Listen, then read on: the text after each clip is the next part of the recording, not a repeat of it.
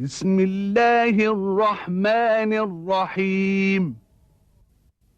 كتاب أنزلناه إليك مبارك ليدبروا آياته وليتذكر أولو الألباب.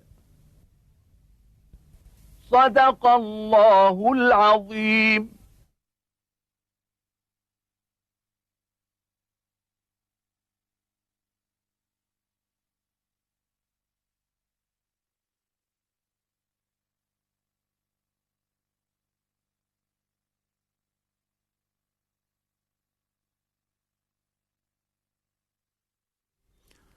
الحمد لله رب العالمين، وأصلي وأسلم على عبد الله ورسول الأمين وعلى آله وأصحابه ومن اهتدى بهديه وعمل بسنته إلى يوم الدين.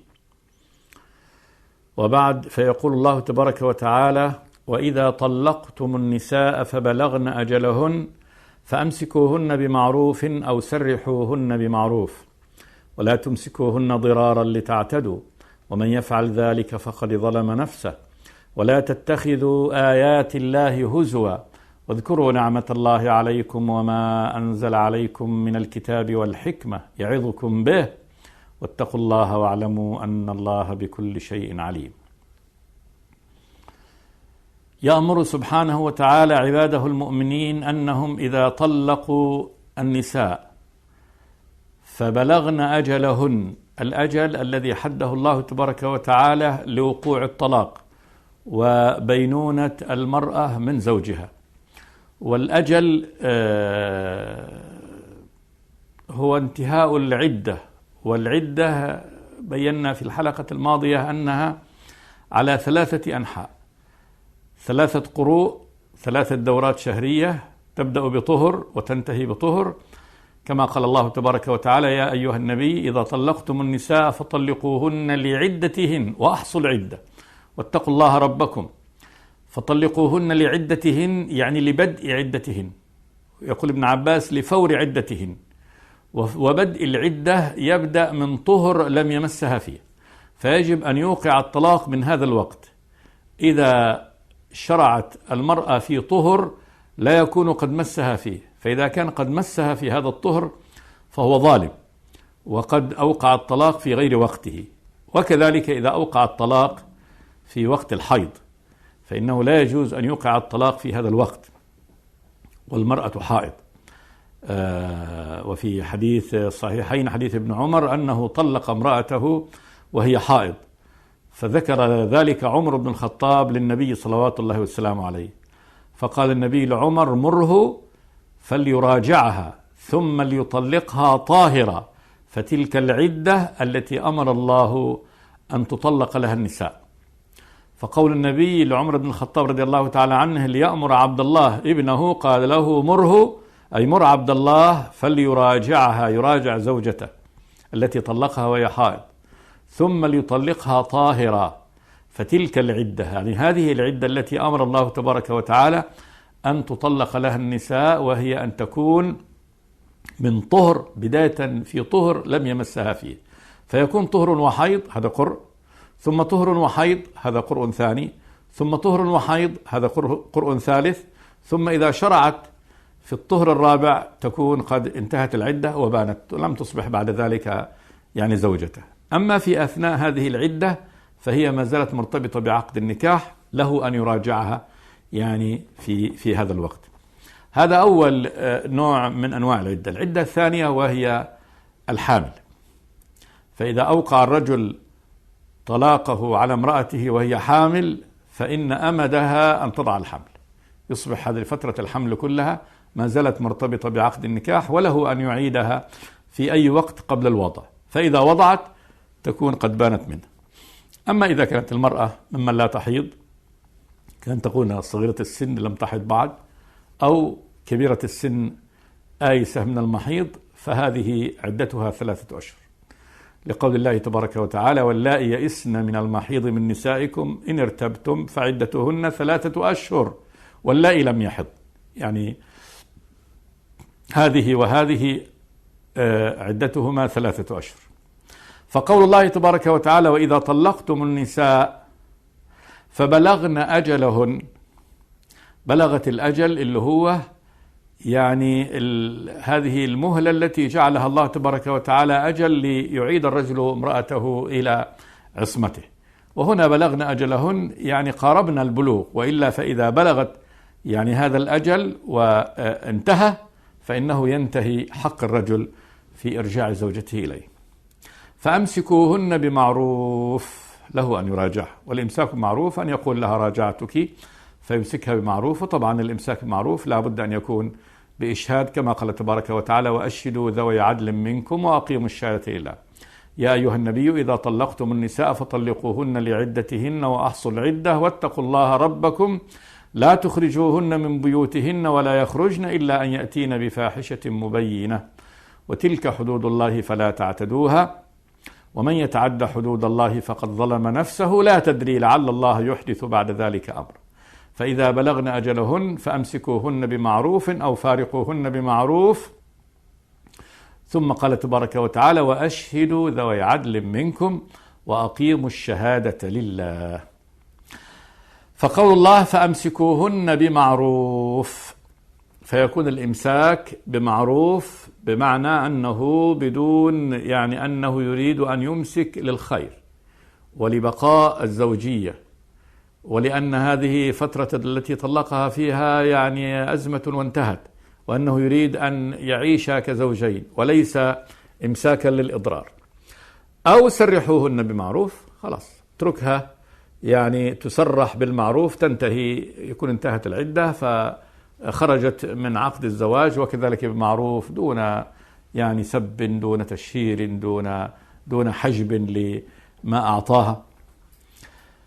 قال جل وعلا ونقول حجم ما أعطاها لأن الله قد جعل هذا جريمة عظيمة، كما قال تبارك وتعالى وإن أردتم استبدال زوج مكان زوج وآتيتم إحداهن قنطارا فلا تأخذوا منه شيئا تأخذونه بهتانا وإثما مبينا وكيف تأخذونه وقد أفضى بعضكم إلى بعض وأخذن منكم ميثاقا غليظا. ولا تمسكوهن ضرارا لتعتدوا. لا تمسك يعني المرأة بعد إذا قارب الأجل، كان بعضهم إذا يقترب الأجل يقوم يقول لها راجعتك، وهو لا يريد يعني أن يعيش كزوجين، وإنما يريد أن يضاررها فيمسكها فقط لتبقى زوجة ما زالت في عقد النكاح ولا يكون هناك ثمة معاشرة وحياة بالمعروف. ولا تمسكوهن ضرارا مضارة، يريد فقط أن يضاررها لتعتدوا لأن هذا عدوان. قال جل وعلا ومن يفعل ذلك فقد ظلم نفسه.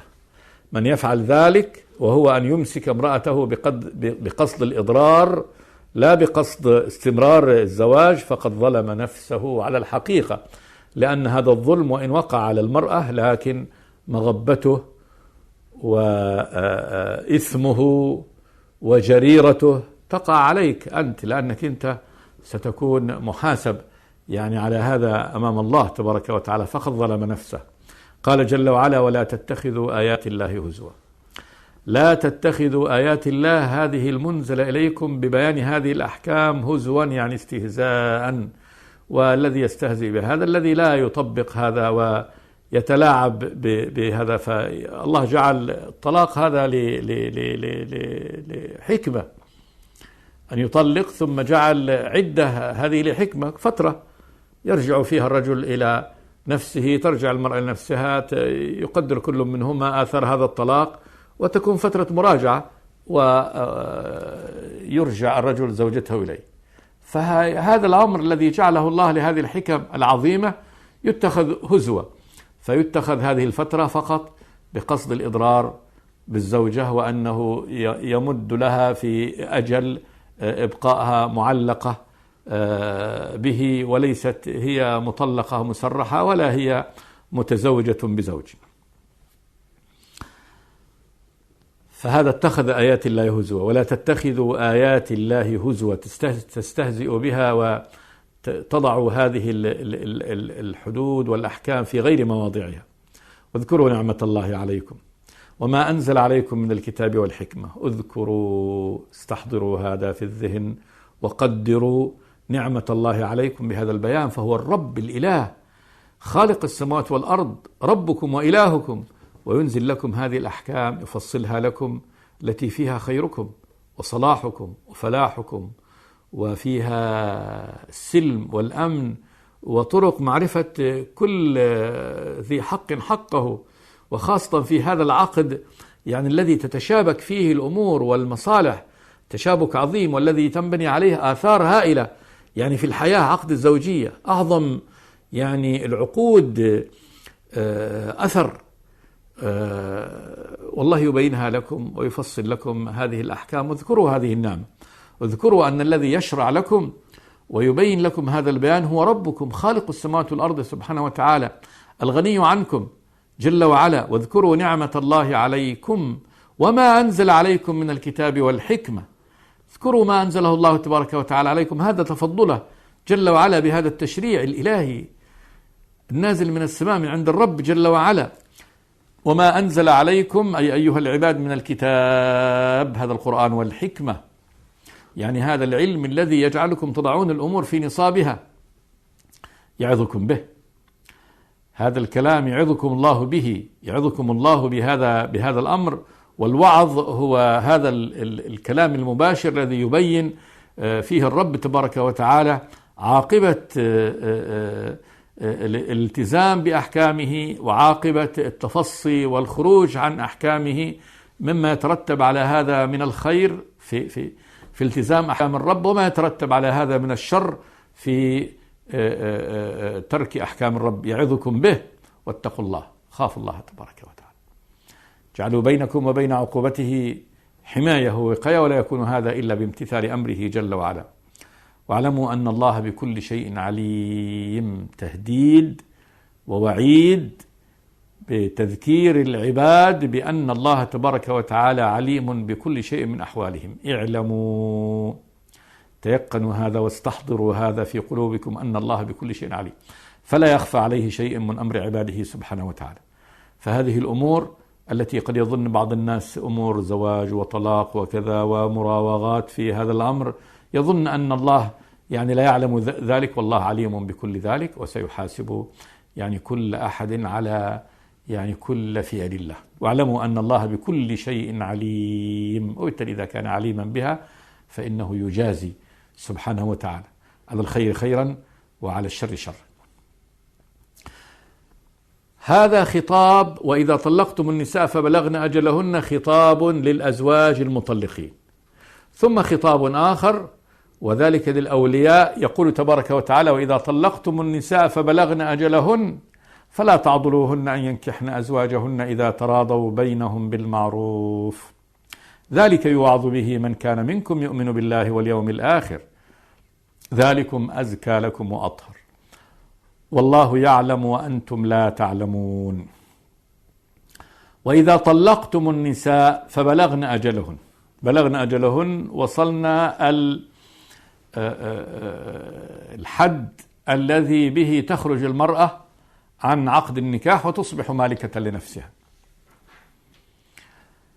قال جل وعلا: فلا تعضلوهن أن ينكحن أزواجهن. هنا فبلغن أجلهن، بلغن أجلهن هذا الذي هو يعني الحد، نهاية 3 قروء، نهاية الوضع، نهاية 3 أشهر. فلا تعضلوهن أن ينكحن أزواجهن. العضل هو منع المرأة أن تعود إلى زوجها،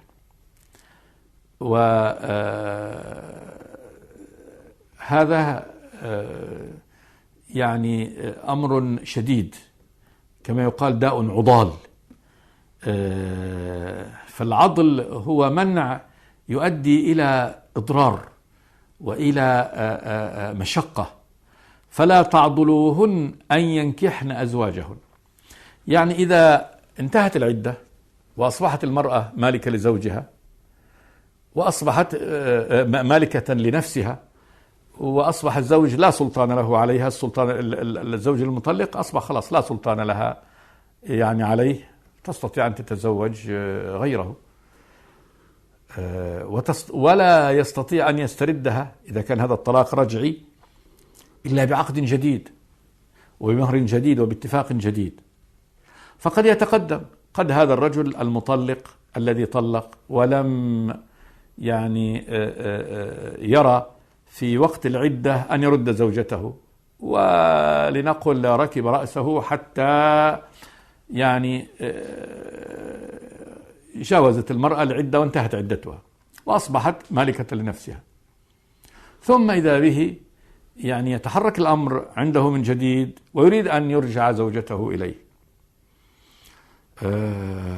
وقد يكون هذا لأسباب، إما لأنه راجع نفسه وراجع كما يقال حساباته فرأى أنه الأولى أن يعيد امرأته إليه، وإما أنه رأى أنه قد تقدم إليها خطاب آخرون وقامت عنده غيرته وأراد أن يعيد زوجته لسبب أو لآخر، يريد أن يعني يعود إلى زوجته مرة ثانية، هذه زوجته التي طلقها وبنت منه، وهذا لا يكون إلا في الطلاق الأول وفي الطلاق الثاني.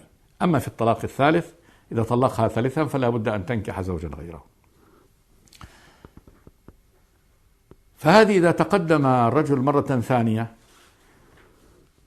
لطلب زوجته وليعقد عقدا جديدا، قد يقوم أولياءه ويقول لا، هذه احنا زوجناك ابنتنا أو أختنا وأكرمناك، ثم أنت طلقتها وتركتها حتى انقضت عدتها، فلا نعيدها لك ولا مرة ثانية ولا نسمح بأن نزوجك إياها مرة ثانية.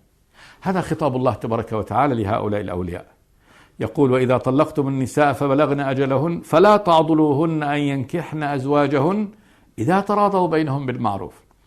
لا تمنع موليتك هذه أختك أو ابنتك أن تعود مرة ثانية إلى زوجها هذا الذي طلقها، أن تعود بعقد جديد بمهر جديد، ما دام أنهم قد تراضوا بالمعروف. إذا تراضى الزوج هذا السابق وزوجته هذه التي طلقها بالمعروف فلا بأس أن يعودا مرة ثانية إذا تراضوا بينهم بالمعروف. قال جل وعلا ذلك مشيرا إلى هذا الأمر يوعظ به من كان منكم يؤمن بالله واليوم الآخر. يوعظ به، هذا وعظ، ولأن هذا أمر وفيه يعني حث من الرب تبارك وتعالى أن ما يمنع، وفيه نهي عن العضل، قال فلا تعضلوهن، قال ذلك يوعظ به من كان منكم يؤمن بالله واليوم الآخر. الذي عنده إيمان بالله واليوم الآخر فلا يعضل ولا يمنع موليته أن تعود إلى زوجها إذا تراضوا بينهم بالمعروف. وهنا قول الله يوعظ به من كان منكم يؤمن بالله، من كان منكم يؤمن بالله باليوم الآخر، في تحريض وتحضيض هائل، لأن الإنسان من يقول إني لا أؤمن بالله واليوم الآخر؟ فبالتالي يكون هنا يعني عضل المرأة أن تعود إلى زوجها الذي طلقها وبانت منه، يعني بينونة صغرى، واجب على الولي أن يفعل ذلك. ثم قال جل وعلا معللا هذا الأمر، وهذا من رحمته في بيانه لعباده، قال ذلكم أزكى لكم وأطهر. ذلكم اللي هو عودة المرأة إلى زوجها الذي طلقها وبانت منه، أن تعود إليه بعقد جديد بعد أن تراضوا، هذا أزكى وأطهر. وذلك أن المرأة تقول هذا زوج عشت معه مدة واطلع علي واطلعت عليه والآن يعني أحب أن يرجعني إليه، هذا أفضل من أن يعني أتزوج بزوج آخر وأتكشف على رجل آخر، فهذا أزكى، هذا أزكى. ثم إنهم يعني زوج وزوجه قد عرف بعضهما بعضا وأصبحت أنهم خبرة، هذه عرفته وهو عرفها، فلا شك أن استئناف الحياة بعد درس الطلاق يكون هذا أفضل وأزكى من أن تبدأ رحلة مع رجل آخر لا تدري يعني هل يكون كذلك الرجل أو يكون ربما يكون في النظر أفضل منه ويكون بعدين في الواقع يعني أسوأ منه. فالله يقول ذلكم أزكى لكم وأطهر، أكثر للستر وأطيب وأفضل من أن يعني يكون هذه المرأة قد عاشرت هذا الزوج ثم تعاشر غيره وهكذا. والله يعلم وأنتم لا تعلمون. يخبر سبحانه وتعالى أن هذا أزكى وأطهر وأفضل، ولا تفعلوا هذا ويحد هذا، والله يعلم كل شيء سبحانه وتعالى على الحقيقة إنه هذا، وأنتم لا تعلمون. وذلك أن علم الإنسان قاصر محدود لا يحيط بكل شيء، وأما الله تبارك وتعالى فهو الذي أحاط علما بكل شيء. نوازع النفس البشرية، ما يصلحها، ما هو الأفضل، ما هو الأليق، هذا علمه إلى الله تبارك وتعالى، فهو إرشاد إلى أن هذا الذي يأمرنا الله تبارك وتعالى به هو من مقتضى علمه سبحانه وتعالى المحيط بكل شيء، وأنه يعلم وهو أرفق بعباده سبحانه وتعالى، وأعلم بما هو الأصلح والأحسن لهم. والله يعلم وأنتم لا تعلمون، فسلموا لله تبارك وتعالى واستجيبوا لأمره كما يأمركم جل وعلا. هنا انتهى يعني أحكام الطلاق، ويبدأ بعد ذلك ما يترتب على الطلاق. قال جل وعلا: والوالدات يرضعن أولادهن حولين كاملين لمن أراد أن يتم الرضاعة. الوالدات يعني الأم التي طلقت ولها ولد، يرضعن أولادهن حولين كاملين لمن أراد أن يتم الرضاعة. هذا إرشاد من الله وتوجيه للمطلقة التي لها ولد أن تستمر في إرضاعه حولين كاملين إذا أرادت أن تتم يعني رضاعته. وهذه هي الفترة التي يتغذى فيها الطفل على لبان أمه وينفعه هذا يعني اللبان وهذا الغذاء. والوالدات يرضعن أولادهن حولين كاملين لمن أراد أن يتم الرضاعة. وقول الله لمن أراد أن يتم الرضاعة هذا يكون للاستحباب. وأما إذا كان هناك تراضي وتوافق على أن تبقى الرضاعة لسنة أو لأقل من السنتين يعني فلا بأس بهذا. أما تمامها فهو سنتان. قال جل وعلا: وعلى المولود له رزقهن وكسوتهن بالمعروف. وعلى المولود له اللي هو الزوج، وسماه الله تبارك وتعالى هنا المولود له لأن كأن المرأة ولدت له، ولذلك هو الذي يتكفل، يعني رتب الله على ذلك أنه الذي يتكفل بنفقة ابنه، وكذلك نفقة المرأة التي طلقها وهي الآن مرتبطة بولد له ترضعه، فيكون نفقتها كذلك عليه لأنها ولدت له ولم تلد لنفسها، لأن الله لم يكلف المرأة أن تقوم بالإنفاق على أولادها، وإنما الرجل هو الكاسب وهو الذي يقوم بالإنفاق على أولاده. وعلى المولود له الزوج رزقهن. رزقهن هذا الرزق طبعا الإطعام، الكسوة، السكن، يعني كل ما هو من حاجة هذه المرأة المرضى. وكسوتهن بالمعروف، ذكر الله تبارك وتعالى الكسوة كذلك منها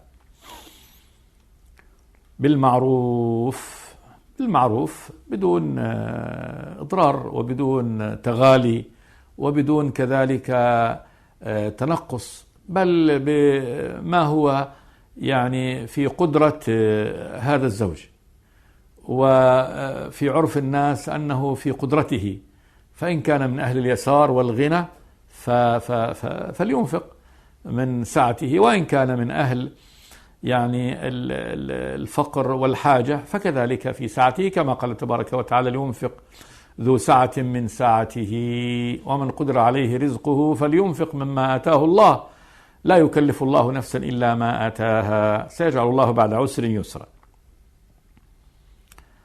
لا تكلف نفس إلا وسعها. لا تكلف نفس، الله لا يكلف نفس إلا وسعها، ولا يجوز، وهذا كذلك أمر منه سبحانه وتعالى ألا يكون هناك تكليف من قبل القاضي أو الحاكم أو ولي أمر أو من يحيطون بالأزواج أن يكلفوا إنسان فوق طاقته. لا تكلف نفس إلا وسعها، فالزوج لا يكلف إلا نفسه في النفقة، والمرأة كذلك لا تكلف إلا نفسها، لا تكلف يعني إلا وسعها. كذلك في أمر يعني احتمال هذا الولد معها وبقائها معها وتوفرها عليه، فهذا لا تكلف نفس إلا وسعها. لا تضار والدة بولدها ولا مولود له بولده. هذا من تفسير وبيان الله تبارك وتعالى: لا تكلف نفس إلا وسعها. لا تضار والدة بولدها. تضار بولدها من الضر، مثلا أن يكون الابن يعني هذا الولد متعلق بأمه ولا يرضى إلا من ثديها، فيضاررها الرجل ويترك لها هذا الأمر ولا ينفق عليها، وتبقى هي يعني تتضرر بولدها. لا بد أن ترضعه ولا تستغني عن القيام به، ولا ينفق عليها زوجها النفقة الواجبة.